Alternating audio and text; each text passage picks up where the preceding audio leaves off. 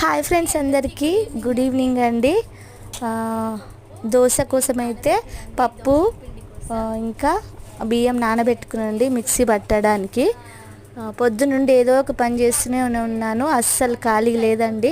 మళ్ళీ మధ్యాహ్నం మిషన్ కుట్టి మళ్ళీ పిల్లలకి తినిపించి వాళ్ళని పడుకోబెట్టి మధ్యాహ్నం మిషన్ కుట్టడం, ఇంకా ఏదైనా పనులు ఉంటే వాళ్ళు పడుకున్నప్పుడే చేసుకుంటానండి. ఎందుకంటే వాళ్ళు ఇంకా ఆడుతున్నప్పుడు ఏం చేయనియరు నన్ను, అందుకోసమే ఇంకా వాళ్ళని ఇంటి దగ్గర ఉంటే ఏదో సుఖం అనుకుంటారు, పిల్లలతో అస్సలు పని అవ్వదండి. వాళ్ళని పడుకోబెట్టేసి ఇంకా పనులన్నీ చేసుకోవాలి టక వాళ్ళు పడుకున్నారు కాబట్టి ఇంకో ఇప్పుడు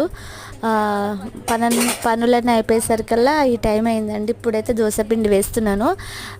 అసలు ఖాళీ లేదు ఈరోజు అయితే, పొద్దున్నండి పిల్లలకి అన్నీ చేయడం వాళ్ళతోనే సరిపోయిందండి.